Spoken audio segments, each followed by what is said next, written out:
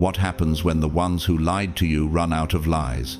When the mockers go mute, the storytellers stumble, and the crowd that once cheered at your fall starts looking around in stunned silence. Chosen one. That's not just karma. That's divine justice, unfolding in real time, and you are the evidence. They didn't just mock you for sport. They tried to erase you. They twisted your truth into a spectacle, turned your scars into punchlines, and fed the world a version of you built entirely on fear, envy, and fiction. But the storm they tried to survive was you. They underestimated one thing, that real light doesn't need applause to shine. While they were busy entertaining the masses with lies, heaven was working silently on your behalf, refining your character, cleansing your name, and preparing your reintroduction. And now that your glow is undeniable, they don't know what to say. The silence they've retreated into isn't peace, it's panic, because their fake version of you is cracking, peeling, rotting under the weight of your real presence. And what's left is truth. They can no longer outrun. If your spirit feels this, if your heart knows this is your moment, drop 777 the comments right now. Let the universe hear it. Let heaven see it.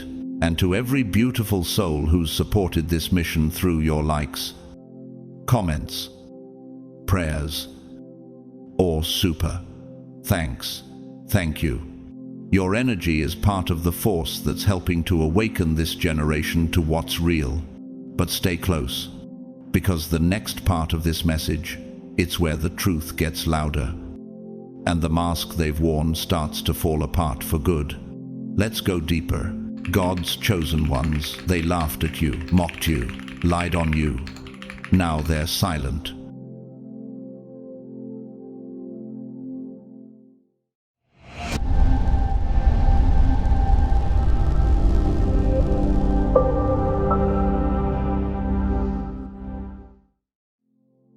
They laughed at you, but it wasn't joy. It was fear masquerading as mockery. They pointed fingers without realizing that their hands were already stained, muddy from years of burying their own unresolved shame. They didn't just spread rumors. They launched a campaign of destruction, disguised as concern. Their words weren't careless. They were calculated. They weren't just lies. They were weapons. But here's the haunting truth. Their most poisonous darts were dipped in the very toxins they were trying to outrun in themselves. Have you ever noticed how the most animated accuser is often the most exposed sinner in the room? Why is it that the loudest voices shaking with righteousness are the same voices trembling at the thought of being truly seen? Their strategy was simple. If they could distort your image, they wouldn't have to confront their own. Like the Pharisees who accused the woman caught in adultery in John 8-7. They held stones in their hands but were just as guilty. Jesus didn't scream. He wrote in the dust and let their own conscience destroy their pride. Chosen one, you weren't just up against gossip. You were targeted by a network of people addicted to performance. What you experienced was spiritual warfare, wrapped in whispers and fake hugs. They didn't want you gone. They wanted you confused. They wanted you to beg for truth from the very ones who poisoned it. But why did your light scare them so much? Why did your mere presence cause them to unravel? Imagine walking into a room where everything looks polished, scripted, and clean, but your spirit picks up the static. You feel it in your skin, like walking barefoot across thorns. That wasn't paranoia, that was discernment. Your presence became the silent confession they never wanted to speak. Your clarity exposed their chaos. Your strength revealed their masks were slipping, and instead of growing, they united in a common goal to silence what made them uncomfortable. They didn't just reject you, They rehearsed your downfall like a play. And just like Judas, who betrayed Jesus not with a sword, but with a kiss, Luke 22:48. Their attack came laced with false intimacy. You're too intense. They said, "Tô emocional."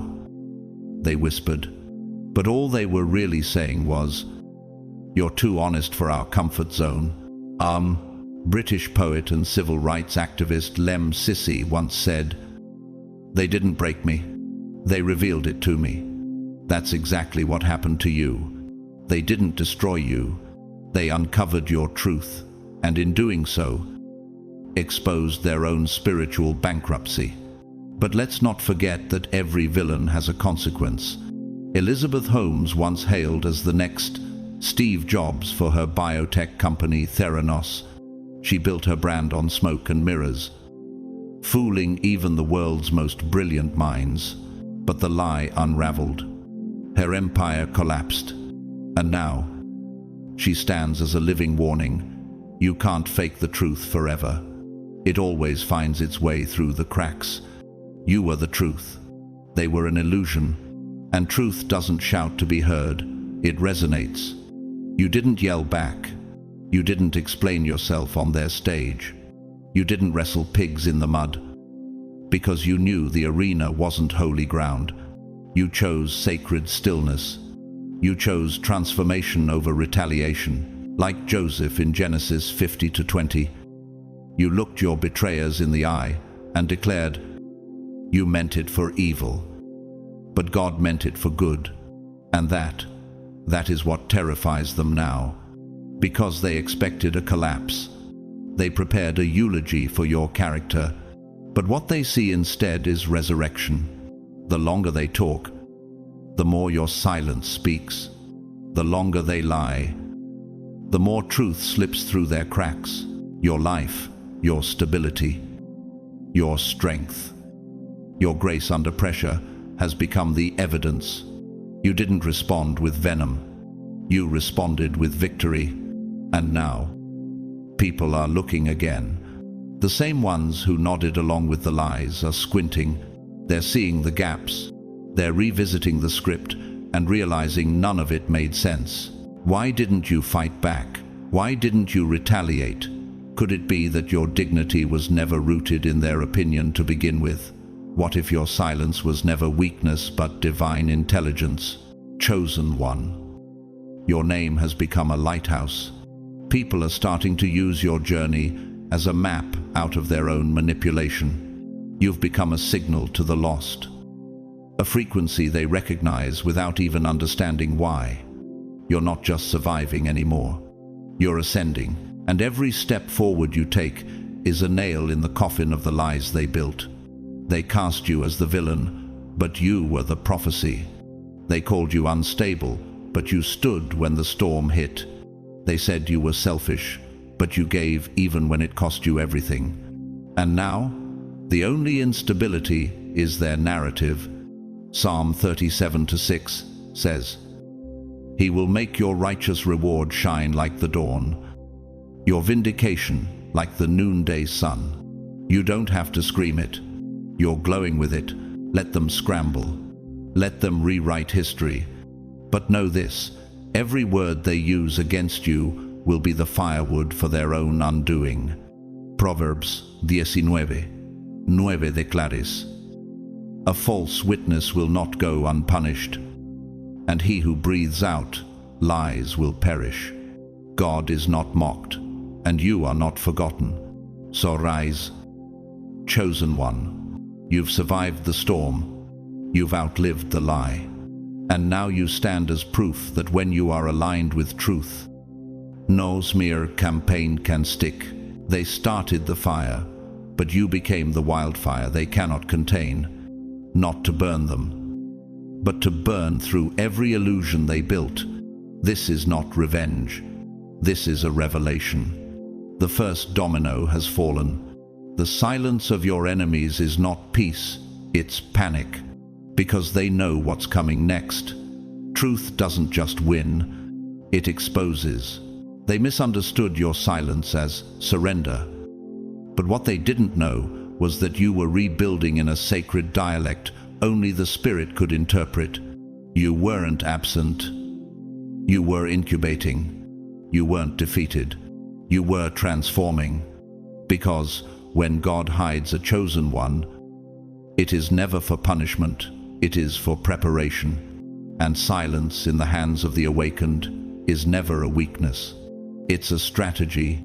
It's divine architecture. The most dangerous presence in the room is the one cloaked in quiet authority, because stillness births storms that don't announce themselves until they arrive. They kept shouting, kept spinning your name like a curse, calling you the storm. But the chosen one, they got it backward. The real storm began the moment you left. You were never the chaos they were. You were the peace exposing their pretense. And when peace walks away, all that's left is noise. Think about this. What happens in nature when the ocean suddenly retreats from the shore to the uninformed? It looks like a calm moment, but those who know the signs understand it's the signal of an incoming tsunami. That was you. Your retreat was not defeated. It was momentum gathering. They mistook your silence for submission, not realizing it was divine propulsion. You didn't retreat, you recalibrated. Psalm 46:10 says, "Be still and know that I am God." Stillness was your warfare. Stillness was your signal. While they ranted, you realigned. While they were accused, you activated. Imagine this. A wildfire rips through a forest. From the outside, everything looks charred, destroyed. But ecologists know something different. Fire awakens certain seeds that only bloom after devastation.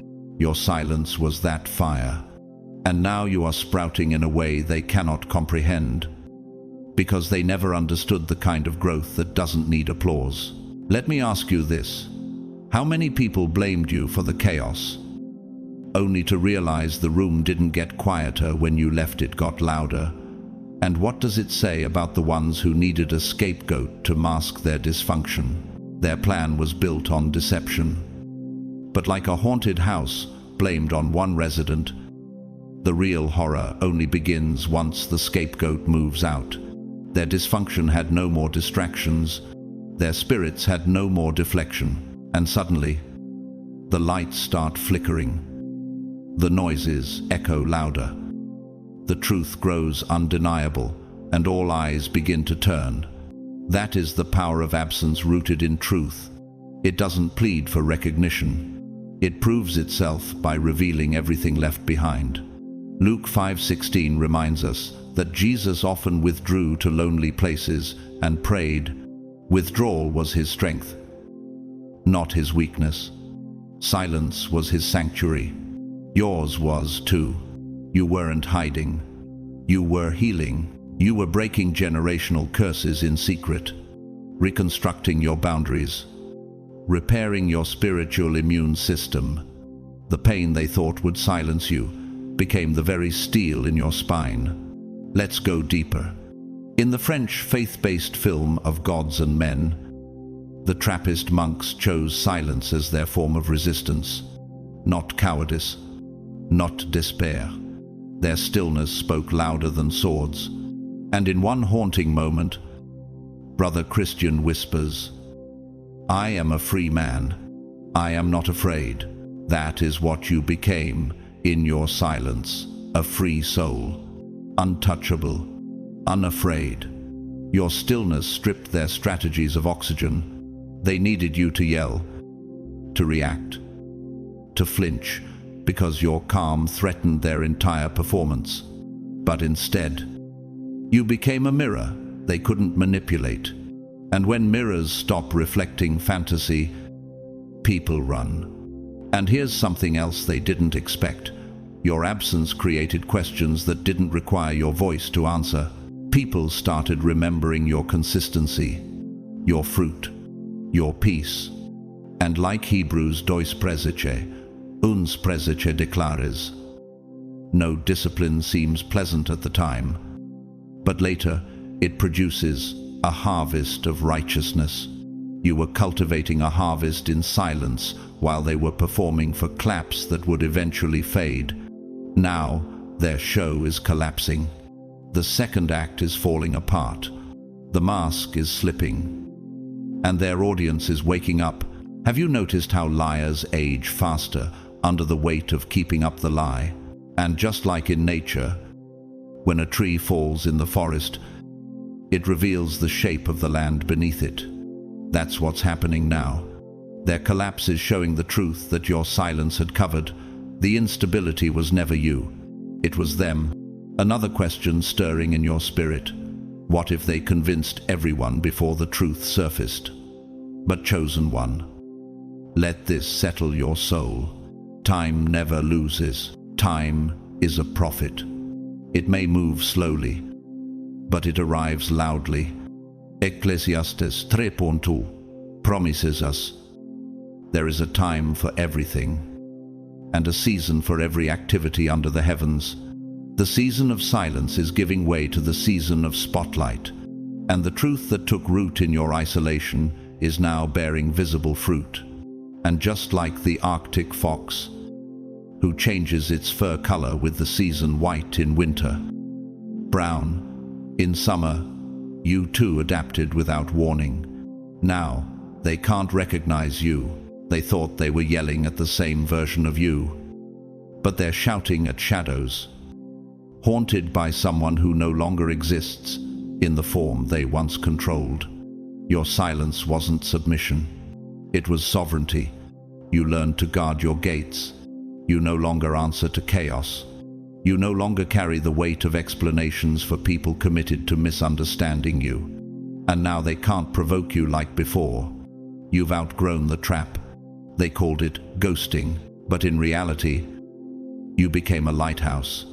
Still, strong, seen by those who are lost and silent, to those who wish to drown you in their drama. Romans 8:28 wraps this up. And we know that in all things God works for the good of those who love him. Not some things, all things, even your silence, especially your silence. You didn't disappear. You elevated, and now they're trapped in the noise they created, screaming for an answer that no longer lives in the house they burned. You don't need to speak. You are the statement. You are the proof. And the second domino has fallen. They thought time would cover up their lies like dust settling on forgotten memories, but they didn't understand the divine law of spiritual erosion. Because truth, chosen one, doesn't age like silence. It ages like fire, slowly, steadily, unapologetically. While they rehearsed their lines, convinced that repetition would somehow convert fiction into fact, time kept whispering the truth to the right people. And now, those whispers have become alarms. The smoke is rising, and their stage is collapsing. Time has turned on them. They treated the clock like a co-conspirator.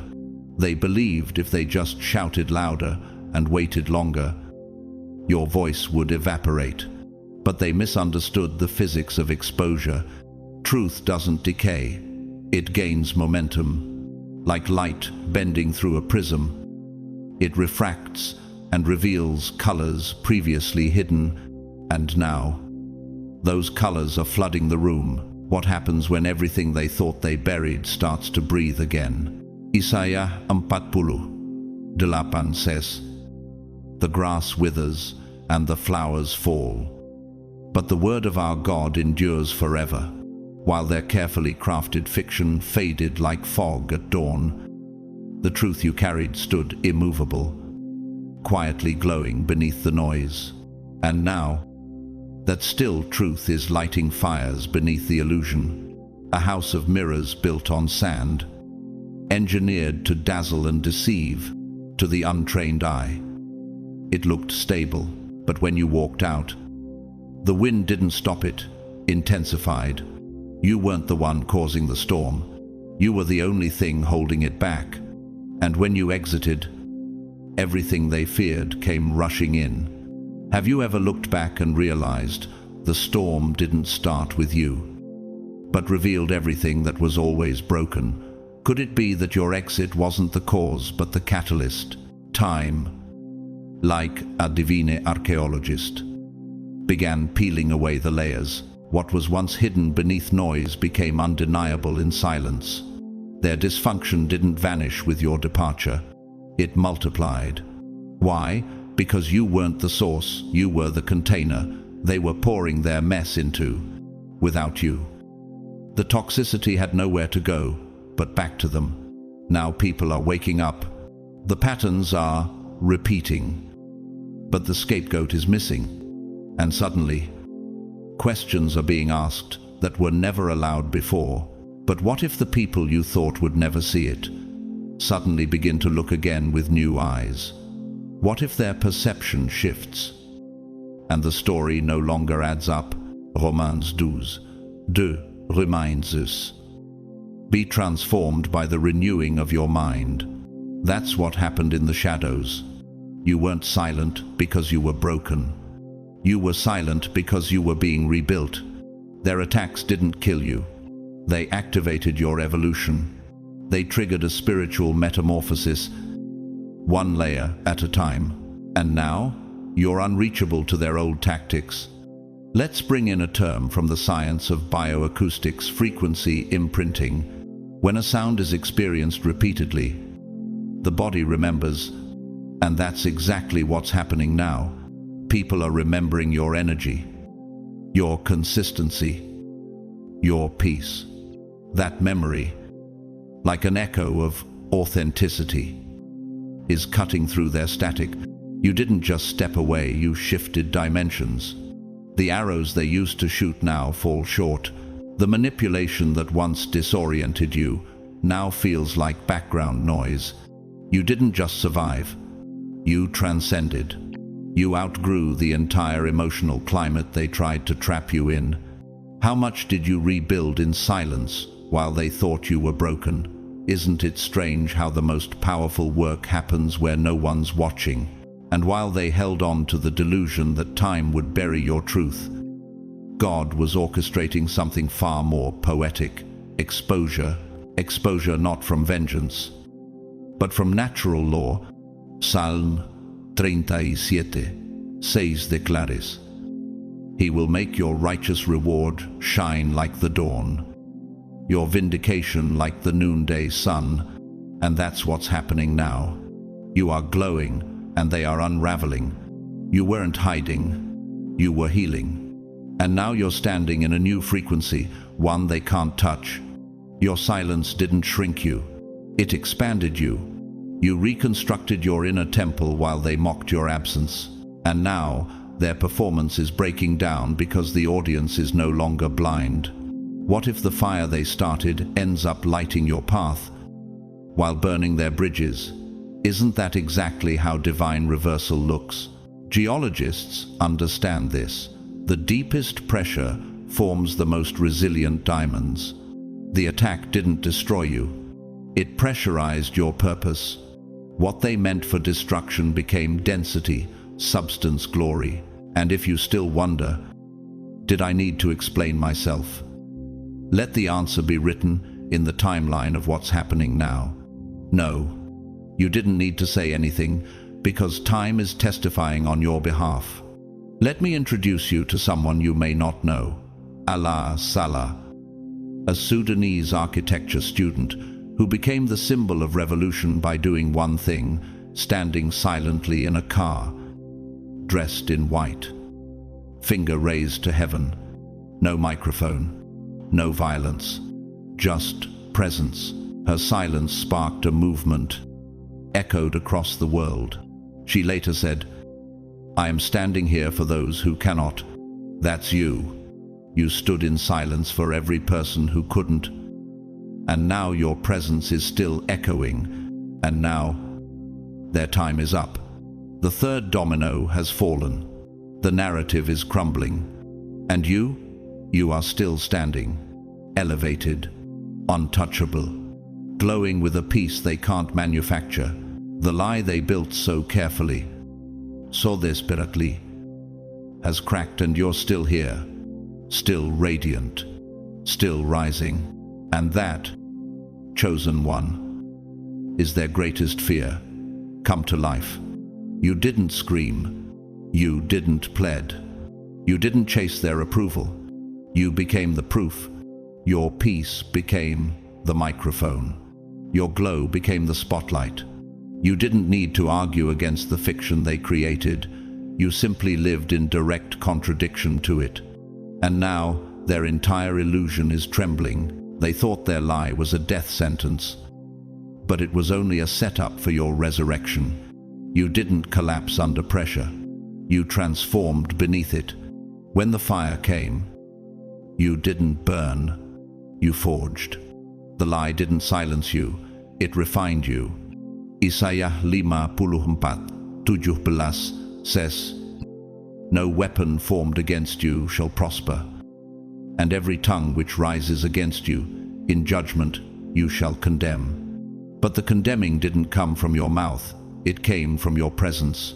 Isn't it strange how they told everyone you were unstable, yet you're the one walking in peace? The contrast is too loud now, too real, and too public.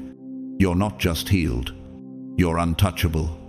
You're moving through rooms with calm authority while they scramble to rewrite the narrative. Their biggest mistake wasn't in what they said about you. It was in thinking you would stay stuck inside their storyline. They forgot that the truth doesn't beg. It just endures, and endurance has a glow that fiction can't fake. Imagine this. They painted you as dramatic, unpredictable, manipulative, but now they see you smiling, composed, honoring your boundaries, glowing with an unshakable grace. How does someone they described as broken carry such divine composure? That question is slicing through their lies like a sword. It's creating something psychologists call cognitive dissonance, when the brain tries to hold two conflicting truths at once. And guess what? That mental conflict is breaking the spell they cast. Every room you enter now reveals something, not just about you, but about them. Every time someone sees your integrity, they remember the contrast. They remember the gossip and feel the gap between that version and the real one walking in front of them. And that gap, that's where their lies begin to rot. Psalm 34:5 says, "Those who look to him are radiant. Their faces are never covered with shame." That's you now, radiant, covered in glory, untouched by the mud they once threw. And the ones who clapped when they mocked you, they're confused. They're rethinking every word they once believed. How long can someone cling to a story when the evidence keeps contradicting it louder and louder every single day? The more they try to explain away your peace, the more foolish they sound. They're struggling now. What once flowed with such ease, the lies, the mockery, now comes out clumsy and panicked. They're gaslighting themselves, trying to stay afloat in a current of truth they can't swim against. You didn't just get better. You became undeniable. You've become a living contradiction. Their narrative says chaos. Your life says peace. Their story screams instability. Your actions echo composure. The more they watch you, the more they unravel. Proverbs 10:9 reminds us, "Whoever walks in integrity walks securely, but whoever takes crooked paths will be found out." And now the crooked paths are being exposed, not because you fought, but because you flourished. Let's look at a real-life example of this kind of transformation. Rick Elias, a successful entrepreneur who survived the crash of Flight 1549, the Miracle on the Hudson, once said after the incident, "I no longer try to be right, I try to be kind." That's the kind of evolution you've had. You survived what was meant to kill you. And you came back, not bitter, but deeper, clearer, kinder, and they can't comprehend it. Now for the other side. Let's talk about Adam Neumann, the former CEO and co-founder of WeWork. Once hailed as a visionary, Neumann sold investors a dream of innovation, community, and revolutionized office space. But behind the scenes, financial mismanagement, self-serving decisions, and manipulation of image led to a spectacular downfall. His lies cost the company billions and nearly imploded an entire movement. Neumann stepped down in disgrace, and his public image never recovered. Just like those who smeared your name, he built an empire on illusion. But illusions always shatter under the weight of truth. What happens when the one they tried to bury becomes the proof they can't erase? What happens when your peace preaches louder than their panic? Romans 8:18 reminds us, the sufferings of this present time are not worthy to be compared with the glory which shall be revealed in us. And that glory is being revealed in you now, not with applause, but with awe. You are walking through doors they said you'd never touch. You're being welcomed by the same people who once questioned your worth. You didn't scream your truth. You embodied it. You didn't clap back. You glowed up. You didn't fight for a seat. You built your own table. Every time you smile in rooms where they expected your silence, it's a trumpet blast in the spirit. Every time you show up with grace where they expected breakdown, it's a sword slicing their script apart. The lie shattered, but you remain stronger, wiser, elevated. Psalm 118:22 says, "The stone the builders rejected has become the cornerstone." You were rejected, disrespected, discarded, but now you're foundational. Your presence has become the blueprint for what integrity under pressure looks like. And chosen one. The fourth domino didn't just fall, it shattered their illusion and unveiled your divine identity. You didn't just survive the fire. You walked out holding the plans for your rebirth, and they can't stand it. But that's not your burden to carry. You've got kingdoms to build and peace to protect. They expected you to come back broken, shattered, hollow, but instead, you came back whole, holy, even. Not loud, not flashy, but deeper, stiller, rooted in something they can't name. And that, chosen one, is their undoing. They tried to fracture you with accusation, abandonment, and betrayal.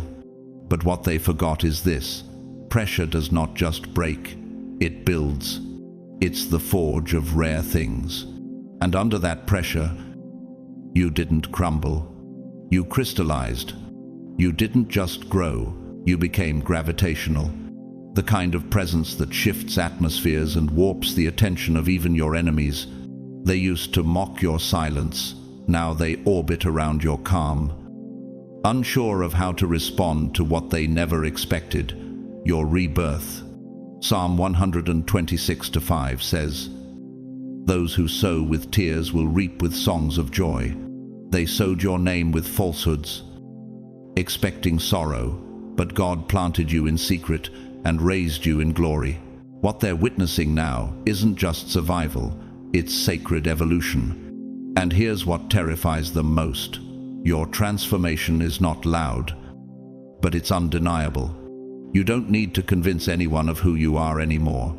Why is it that the people who once labeled you unstable now can't stop watching how grounded you are? What is it about your peace that makes their skin crawl? That's the power of divine vindication. It doesn't explain, it exposes.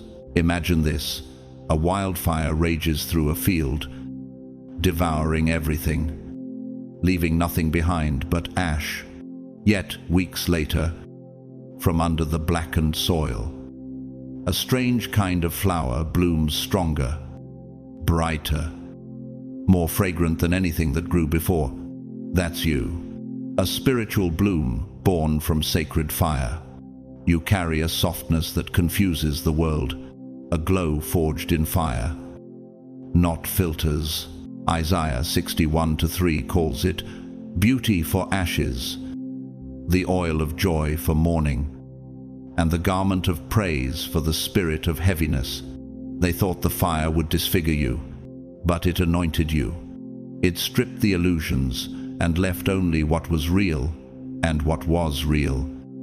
They never had the strength to destroy. How do you explain peace that wasn't purchased but earned? That's the question haunting them now. Because you didn't fake your recovery. You didn't distract yourself with noise. You went silent. You faced the ache. You invited it in. You let it teach you, mold you, refine you, and that kind of growth. It's unreplicable. It's holy. What once felt like weakness in you now radiates as wisdom. What once bent you now bows before you. When did the storm stop sounding like thunder and start sounding like you arrived at your destination? That's how transformation works. It doesn't announce itself. It just starts rearranging the energy of every room you enter. People sense it. Even those who don't know your story can feel the stillness you carry. Like walking into a cathedral where no one's speaking, but your soul hushes in reverence. That's you now. That's the spiritual architecture of a healed one. They called you fake. You radiate with unfiltered clarity. They said you were bitter. But your forgiveness roars louder than their offense ever could. They tried to weaponize your wounds, and now they're watching those same wounds shine like armor. Isn't it wild how they crafted a blade to wound you? And you turned it into a crown. Psalm 18:30 says, "As for God, His way is perfect. The Lord's word is flawless. He shields all who take refuge in Him, and that shield has become your peace." You're not defensive, you're defended. You didn't return to prove yourself. You returned because you no longer had to. Let me paint it clearly. Imagine a lighthouse built on a cliff, assaulted for years by salt, storms, and screams. They thought the silence between its flashes meant it was broken, but every blink was strategic. Now, ships are navigating by your light, while they scramble in the fog they created. Your healing wasn't cosmetic, it was cellular. You didn't plaster on positivity. You peeled back your soul. You sat with pain until it no longer held power over your joy. And now, what was supposed to ruin you has rewritten you. In the French film, Dieu seul me voit, only God sees me. The protagonist struggles with his reflection, unsure of who he's become, until one quiet moment he says, "Ce n'est pas moi qui change, c'est le regard des autres." It's not me who's changed. It's how others are now seeing. That's what's happening to you. You didn't just shift. The lens shifted. Your light broke through their filter, and now they can't unsee it. And while they wrestle with your radiance, the world watches your rise, because you've become the living evidence of 2 Corinthians 4:8, -9. We are hard-pressed on every side, but not crushed, perplexed, but not in despair, persecuted, but not abandoned, struck down, but not destroyed. Oh, you didn't lose your softness, you just upgraded your strength. And now the 5th domino has fallen, but not quietly. It rang like a cathedral bell, echoing through every room they once whispered in. The ones who weaponized your past now tremble at your present. The rooms they once controlled now feel like echo chambers for your peace. And here's the question, echoing louder than ever: what happens when the only thing louder than their lies is your stillness? You've become the kind of presence that doesn't need to speak to be heard. The kind of energy that heals by simply existing. The kind of story that says, you can rise, even when they hoped you wouldn't. Oh, there's a moment in every story where the silence in the room shifts. It starts slow, just a few raised eyebrows. A pause in conversation. A glance that lingers too long, and then it grows. the hum of suspicion, the creaking of old assumptions, the quiet crumble of illusion. That's where you are now. Chosen one. Not because you shouted the truth, but because you became too consistent to ignore. The web of lies they spun around your name didn't snap because you fought it. It unraveled because the weight of reality finally tore through it. You outlasted the slander. You didn't need to rebut it. You replaced it. Every day you walked in peace, in patience, in presence. Was a slow unraveling of the story they told. Proverbs 12:19 Truthful lips endure forever, but a lying tongue lasts only a moment. And now, that moment is gone. Have you noticed how people are starting to watch you differently now? It's not that they always believed the lies, they just didn't know what else to believe.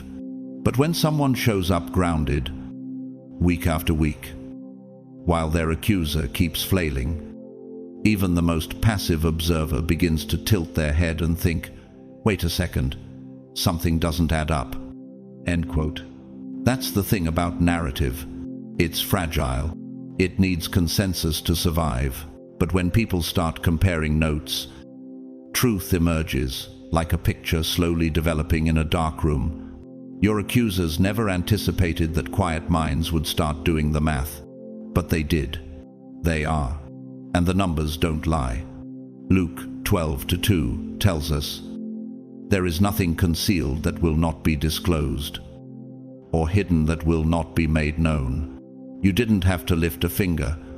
Time exposed what ego tried to hide, and your presence, your patience became the strongest evidence of all, not because you called them out, but because you kept showing up as the contradiction they couldn't explain. How long can a lie survive when truth keeps walking into the room? How long can someone keep saying you're the storm while you move like a still lake under sunrise? Psychology calls this pattern disruption, when repeated incongruent behavior forces the brain to recalibrate what it thought it knew. You disrupted their programming without a single word, and now their internal scripts are glitching. People are whispering not gossip, but realization. They're not loud about it. Not yet. But the web is cracking. And silence is no longer safe for your accusers. It's suspicious. Ephesians 5:13 says, but everything exposed by the light becomes visible, and everything that is illuminated becomes a light. That's you now. You're no longer just being seen. You're the source that's helping others see. Let's shift the lens into architecture. In classical design, a structure's strength isn't found in its decorations, but in its load-bearing beams, the invisible framework that holds everything together. That's what you've become. Quiet integrity, holding the weight of your legacy. While they threw glitter over rotting walls, you reinforced your foundation, and they underestimated the force of that foundation. In physics, there's a concept called resonant frequency, the natural vibration of a structure. If a false frequency hits it, the structure either absorbs or collapses. You absorbed their falsehoods, but you never collapsed. Now they're the ones shaking, because their story can't survive the sound of your stillness. Isn't it strange how the loudest accusations start to sound hollow once people start really listening? Isn't it strange how performance looks exhausting next to peace? You've become the architectural blueprint of a survivor, not someone patched up, but someone rebuilt from sacred beams. And while they kept yelling to distract, you became the cathedral, silent, immovable, sacred. And people feel that. Even those who once doubted you are standing in that space now, wondering why they feel safer near your stillness than in your accuser's noise. Here's something rarely talked about.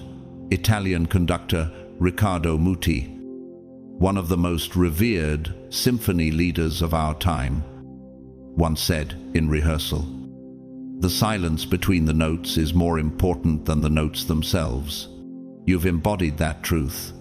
It wasn't your reaction, it was your restraint that made people start listening. And now that silence is deafening, James 3:17 confirms it. But the wisdom that comes from heaven is first of all pure, then peace, loving, considerate, submissive, full of mercy and good fruit, impartial and sincere. That's the frequency you've been radiating. That's what's reshaping the atmosphere around you. Your accusers are now trapped in the very pit they dug for you, and the more they dig, the more exposed they become. They're still clinging to expired scripts, forcing recycled stories into spaces that no longer accept them. But here's the hard part for them. They can't shift the narrative without confessing they were wrong, and they can't keep defending it without looking unstable. Every word they speak pulls them further into the spotlight they once used against you. What do you do when the script breaks and the audience is no longer applauding? You keep walking, because the silence in the crowd, that's not disinterest. That's a revelation. Isaiah 60:1 calls it like this: Arise, shine, for your light has come, and the glory of the Lord rises upon you. Your glory is doing what no debate ever could. It's making them think. It's forcing them to see. It's ending the illusion. And now, the chosen one. The sixth domino hasn't just fallen. It's detonated the entire false structure they built around your name. And as the dust settles, people are realizing they were looking at shadows. But you've always been the light behind it. They didn't break you. They broke you open. There's a difference. A pearl doesn't emerge unless the shell splits. A revelation doesn't happen without rupture. And your rupture, it wasn't a tragedy. It was an initiation. Chosen one. This wasn't punishment. This was a passage, not a fall from grace, but a descent into greatness. Because true ascension doesn't come with applause. It comes with betrayal, silence, fire, nights that feel endless, rooms where your cries echo back unanswered. But what the enemy labeled suffering heaven called sacred shaping, what you walked through wasn't chaos. It was a carefully designed sequence, like a soul-grafted boot camp coded to break everything false in you. So only the real could rise. You didn't just survive their betrayal. You shed your skin in it. Isaiah 43:2 says, When you pass through the waters, I will be with you, and when you walk through the fire, you shall not be burned. The fire didn't scorch you. It carved you. You became the sword in the furnace, tempered, not torched. But here's the question. They never asked, what if your breakdown wasn't a breakdown at all, but a breakthrough into power they didn't recognize? What they meant to use as your end became the exact portal into your awakening. That trauma wasn't random. That loss wasn't meaningless. Every betrayal was an initiation. Every false accusation was an acceleration. You were never being punished. You were being promoted. What they misunderstood was that you weren't in retreat. You were in rebirth. And now, you don't just know the truth. You've become it. You don't chase peace anymore. You carry it. You don't beg for clarity. You walk in it. Psalm 66:10-12 echoes this. For you, God, tested us. You refined us like silver. We went through fire and water, but you brought us to a place of abundance. That place is where you are now, not because they lifted you, but because the crushing revealed the treasure inside. Let's talk about real life. Tina Turner, the legendary queen of rock and soul, once said, sometimes you've got to let everything go. Purge yourself. If you're unhappy with anything, let it go.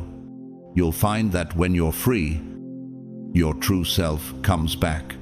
After surviving abuse, betrayal, and public smear, She didn't just make a comeback, she became a global symbol of power through transformation. That's your story. You didn't bounce back.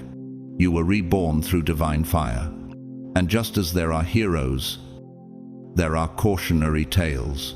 Carlos Ghosn, once the celebrated CEO of Nissan Renault, hailed as a genius of industry. But behind closed doors, deception ran deep. Fraud, cover-ups, ego-driven empires. When exposed, he fled the country in disgrace, forever stained by the very web he spun. That's the same fate awaiting those who tried to twist your narrative. They crafted a snare, and now they're caught in it. What if all the pain was the pressure God used to unlock your original blueprint? What if you weren't meant to bounce back to your old self, but to break through into your highest self? That's why you walk differently now. Your silence feels heavier than their shouting. Your eyes hold stories no one can rewrite. You've met yourself in the dark and lived to tell the truth. You didn't just survive the valley, you became the voice. Others now follow out of it.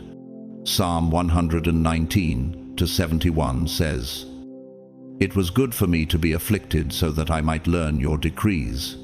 That affliction built your discernment. It stretched your compassion. It sharpened your instincts. And now, you don't just hear what people say, you feel what they're hiding. What do you call someone who walked through hell and came back holy? What do you call someone who lost everything and found identity? You call them chosen. You call them dangerous to the darkness. You've become immune to their old weapons.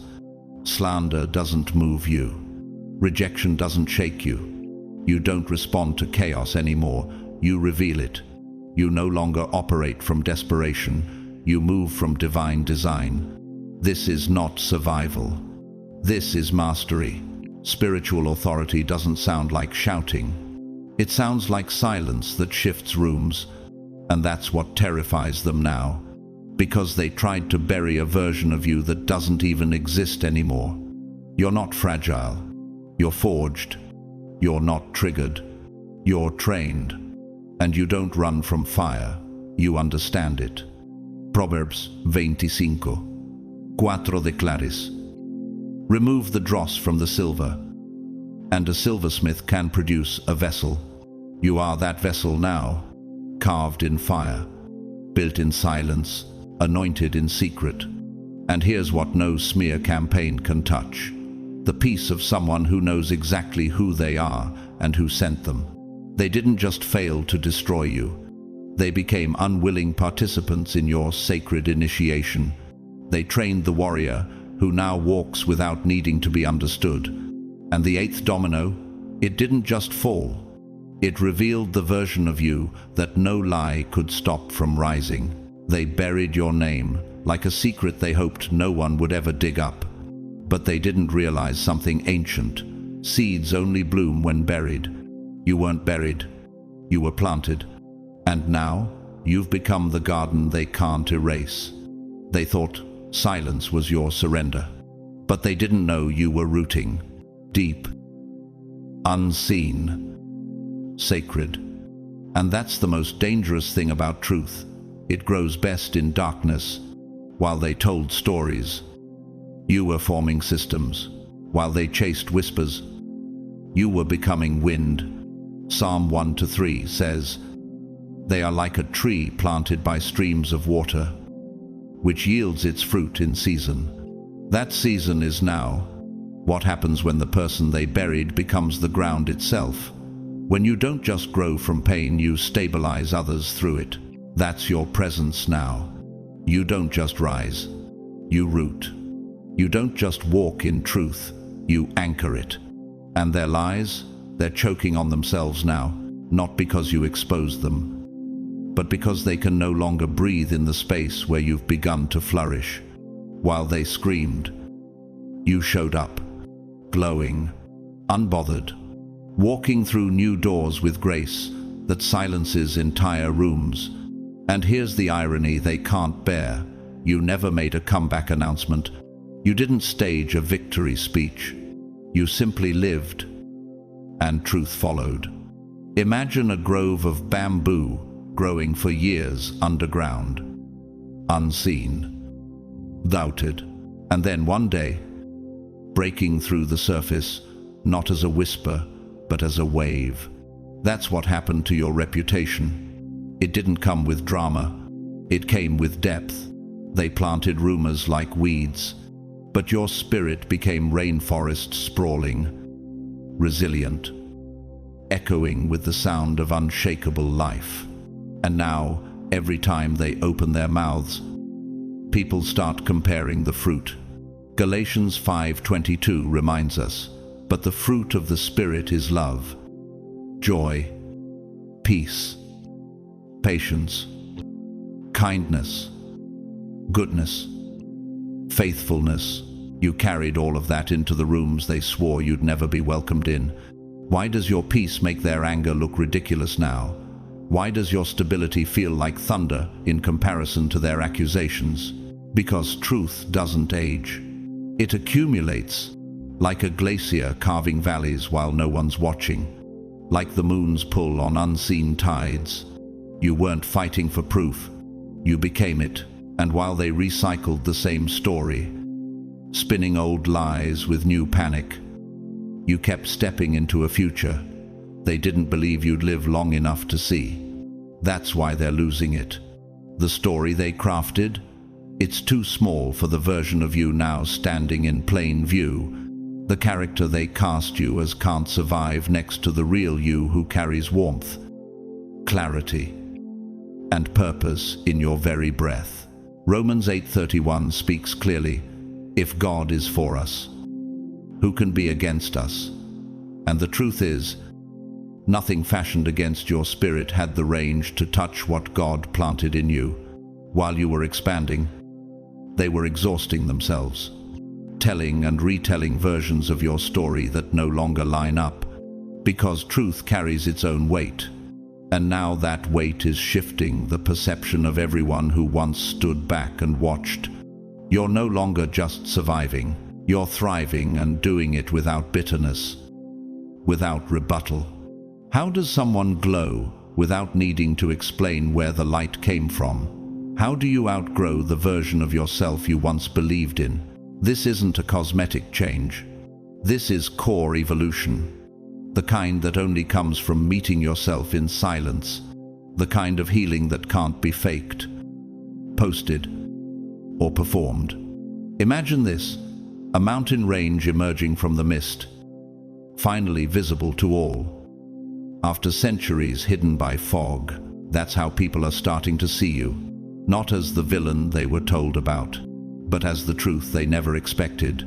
And what terrifies your accusers now is this: people with no bias, no history, no context, are stepping into your orbit. New friends, aligned souls, witnesses, mentors, people they never accounted for. And when those new souls meet you, they don't meet the lie. They meet peace. And that peace carries weight. Hebrews 12:11 speaks of it. No discipline seems pleasant at the time, but painful later on. However, it produces a harvest of righteousness and peace. That's what they're witnessing now, your harvest. Not loud, not forced, but unmistakable. And when people feel your authenticity, the smear campaign collapses like dry leaves beneath their feet. No one believes the old script anymore. Not when you've become the walking contradiction. Here's where it gets unshakable. You're glowing in rooms they never even considered, winning favor in places they said you'd never enter, showing up in joy they thought they were erased. And the most devastating part? They can't do anything to stop it. Their entire sense of control, their identity as puppeteers of perception, is eroding, because no matter how many strings they pulled, you've cut every cord. Their lies are being outrun by your light. And here's what they never prepared for: what happens when their narrative crumbles, and the person they tried to erase becomes the only one still standing. In the 2016 French film The Innocents, based on true events during post-World War II Poland. A young French Red Cross doctor discovers a convent of nuns, many of whom became pregnant after being violently attacked by soldiers. One of the nuns, burdened by shame and silence, finally breaks and whispers through tears, "I no longer pray to be safe. I pray to be awake." That's you now. Not begging for comfort, not hiding in old wounds. Awake, unshakable, transformed by truth. You don't need safety. You walk in spiritual authority. What once would have scared you into silence now bows to the version of you that sees through illusion and keeps walking anyway. And now, chosen one.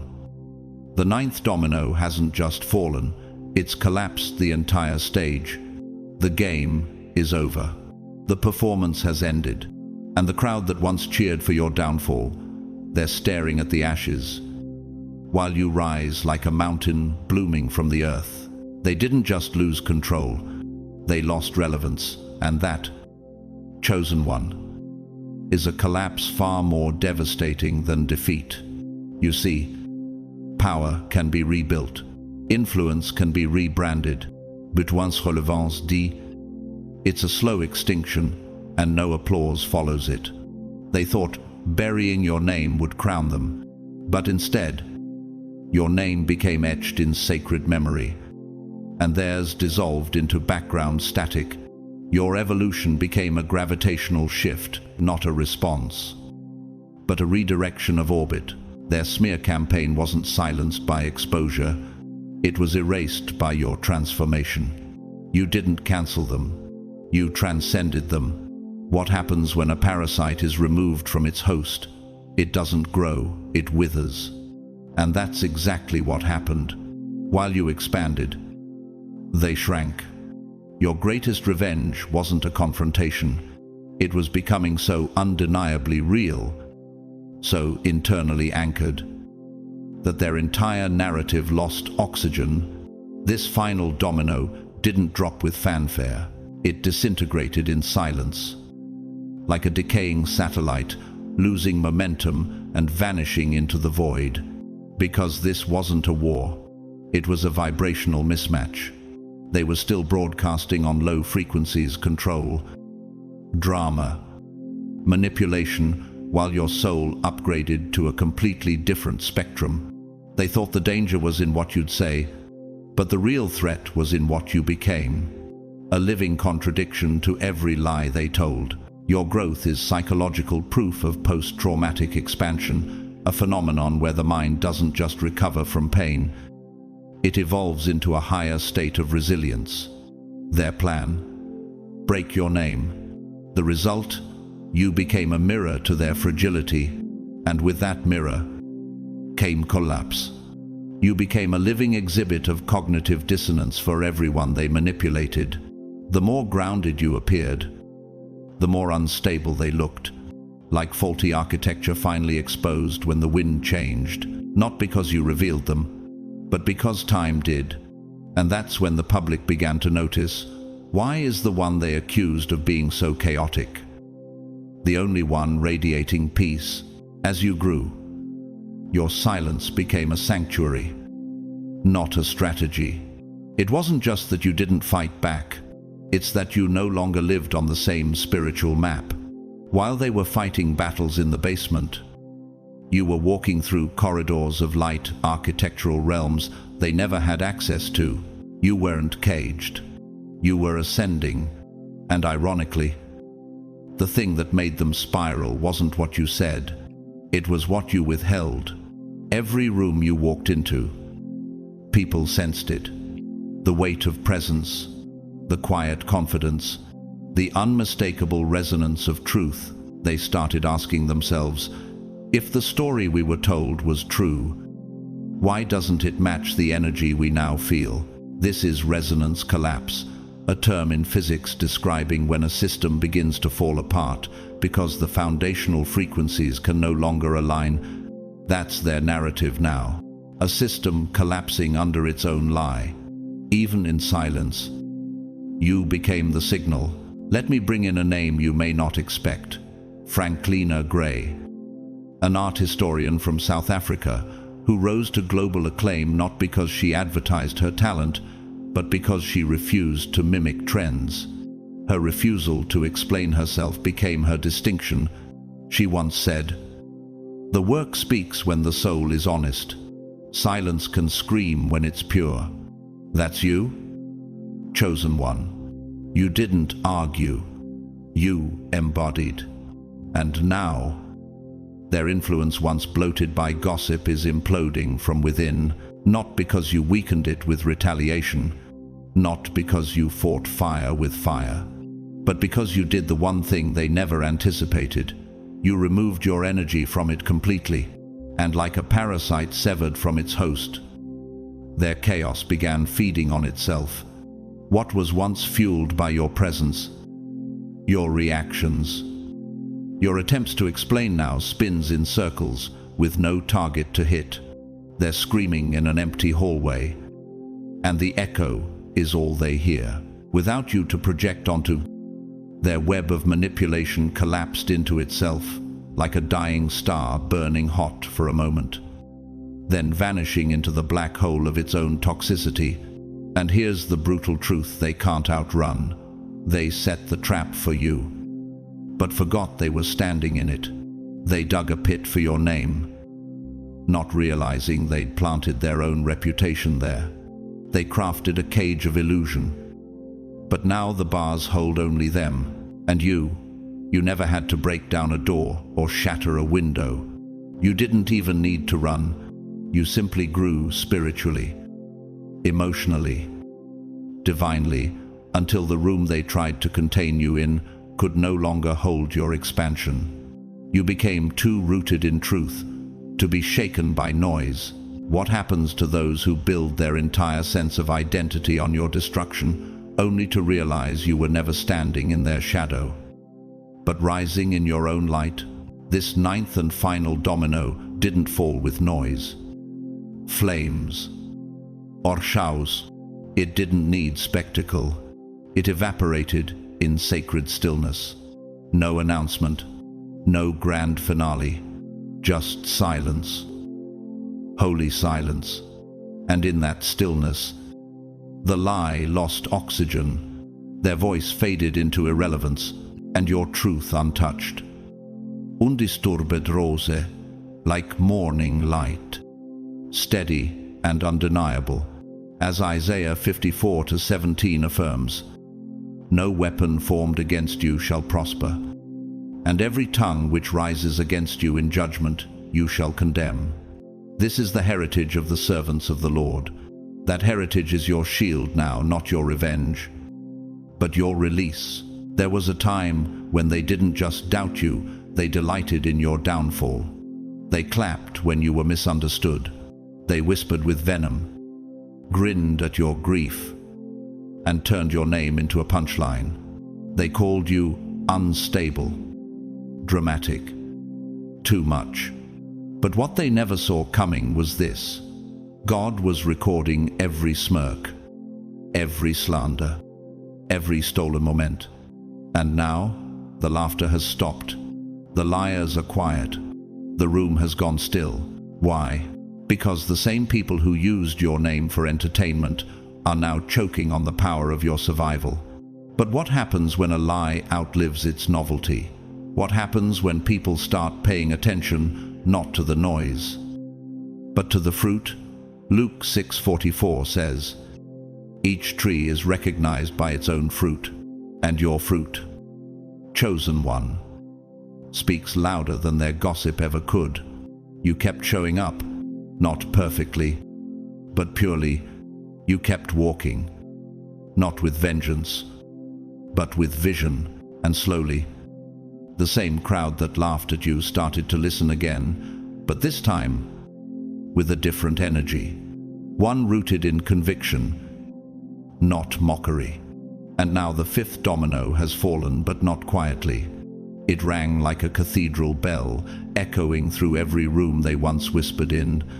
The ones who weaponized your past now tremble at your present. The rooms they once controlled now feel like echo chambers for your peace. But here's a question few dare to confront. What happens to a manipulator when their illusion no longer works? The loudest liars get tired when no one's clapping. Proverbs 26:26 warns us. Though their hatred is concealed by deception, their wickedness will be exposed in the assembly. And indeed, chosen one. Exposure came not with a bang, but with the slow erosion of credibility. The ones who once spun stories about you are now being questioned. Eyebrows are rising, patterns are breaking, and all of it, it's divine justice unfolding in real time. A modern-day example of this is best-selling author and motivational speaker Iyanla Vanzant.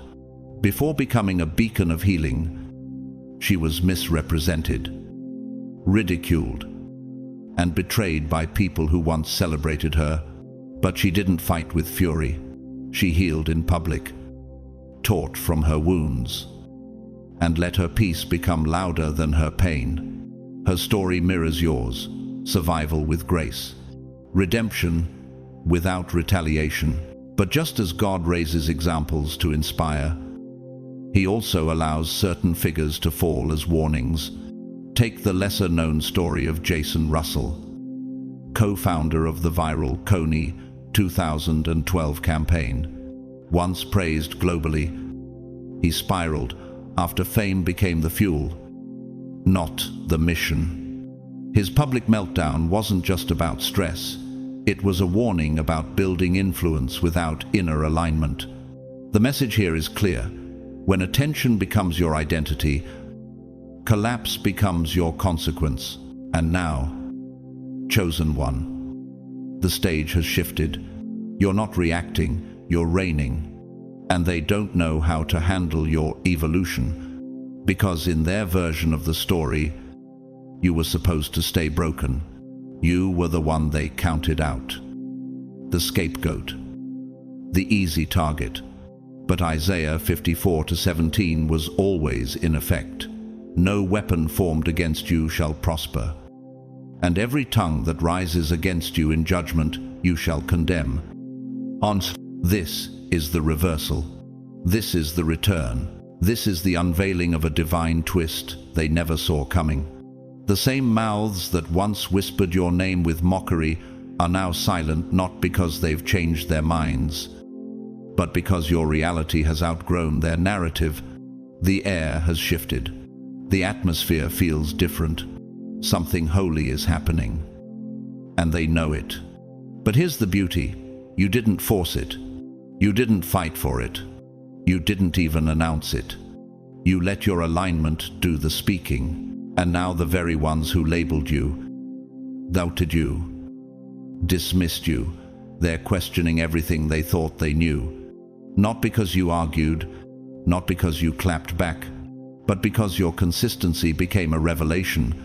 Because your very life, your walk, your growth, your clarity has become living proof that God was always working in silence. Matthew 5:14 is not just scripture anymore. It's your current reality. You are the light of the world. A city on a hill cannot be hidden, and now, even the ones who once tried to shade your glow are squinting in the brilliance of your becoming. Your presence is blinding to those who were invested in your obscurity. They spent so long trying to convince the world you were nothing. Now they can't even look directly at the evidence of your rise. They can't unsee what you've become. They can't deny it. They can't undo it. And that is what makes this moment holy. But here's the question, pressing against their silence, burning in the eyes of those who once labeled you wrongly. If you were really the problem, why does your light now expose what their darkness tried to hide? Because when heaven turns the lights on, every false storyline dissolves. And you, chosen one, are now the proof that glory cannot be buried. But don't confuse their silence with surrender. It's not peace, it's paralysis. Because the truth is, they never expected you to survive. much less shine.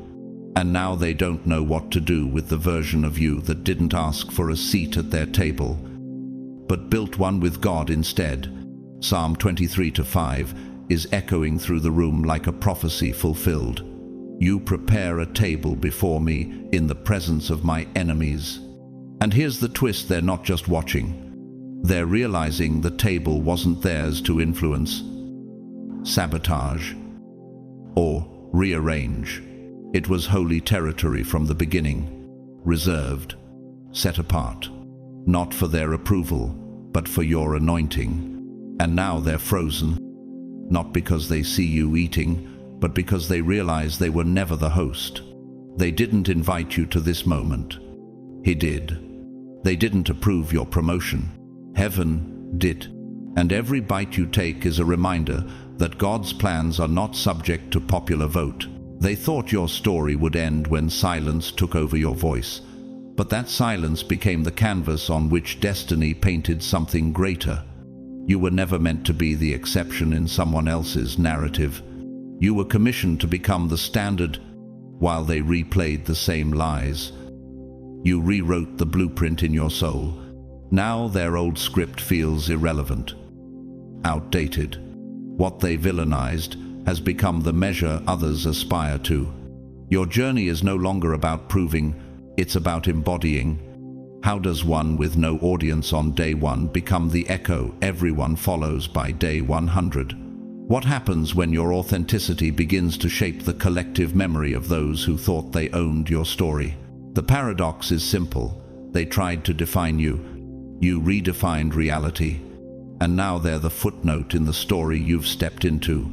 As Psalm 119-105 reminds us, your word is a lamp to my feet and a light to my path. That light didn't flicker when the Whisper campaign began. It just burned deeper in the dark. And now they follow you into rooms they once filled with gossip. Searching for meaning, their manipulation can no longer supply. You didn't reclaim your value by fighting for it. You reclaimed it by raising your standard in behavior, in boundaries, in unwavering integrity, and somewhere along the way, people stopped asking, what's wrong with them, and started asking, what's right with her? That shift, that inversion, is the most dangerous thing you can embody to someone who thrived on controlling perception. When does the underestimated person become the benchmark everyone measures against? What happens when your presence recalibrates what others expect from truth, from loyalty, from trust? You didn't show up to ask for mercy. You showed up in a presence so elevated that it demanded respect even from people who weren't ready. You became a walking standard, quiet but undeniable, clear but compassionate, immovable but inviting. Ephesians 4:24 calls us to put on the new self, created to be like God in true righteousness and holiness. That's what you did, not to please others, but to align with heaven's architecture for your life. And suddenly, behavior that doesn't match your frequency sticks out like a cracked structure in a cathedral. People begin to feel the instability before they even hear the words. Imagine a honeycomb structure, each cell tightly aligned, efficient, purposeful. Any misaligned cell weakens the whole. That's what your life now is, a crystalline pattern of peace and purpose. And their lies? It's the misaligned cell that cannot hold weight. Amidst this shift, many are drawn into your orbit, not by marketing, not by strategy, but by resonance. People who don't know the backstory feel drawn into your presence and begin to echo the truth you carry in their own lives. Now, picture a quote from the 2014 German film Stations of the Cross, Ein Lied für dich. A young girl steps out in conviction and says through trembling lips, I'm not afraid anymore. I want to live what's true. That is your moment, not fear, but clarity, not survival, but sanctified existence. You didn't emerge for applause, you emerged as proof. You didn't fight for validation. You displayed value. You didn't adopt a posture. You activated a standard. Your accusers, they're still rehearsing their old lines while new souls show up and say, "I want what she has." And no amount of gossip can replicate that. No narrative can counterfeit integrity. No manipulation can manufacture peace. Romans 12, 2 declares. Be transformed by the renewing of your mind. That renewal didn't happen in front of crowds. It didn't come from applause, approval, or public validation. No, it happened in invisible places, in the hush between breakdowns, in the aching silences no one else heard, in the slow rewiring of your soul after everything you once believed about yourself was shattered. That kind of renewal doesn't create influencers. It births reformers, kingdom carriers, people whose very presence recalibrates what's possible. You didn't just walk into a new season. You didn't just cross a threshold. You became the threshold, a living portal, a divine intersection. You are what a healed atmosphere looks like.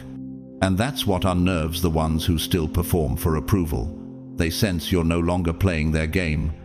You carry a new climate, one they cannot manipulate.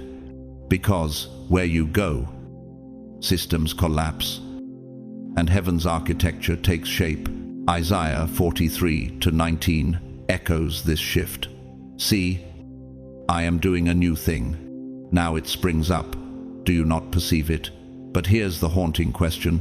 What if you were the new thing God was speaking about? What if your very being is the divine interruption to a system built on deception, performance, and fear?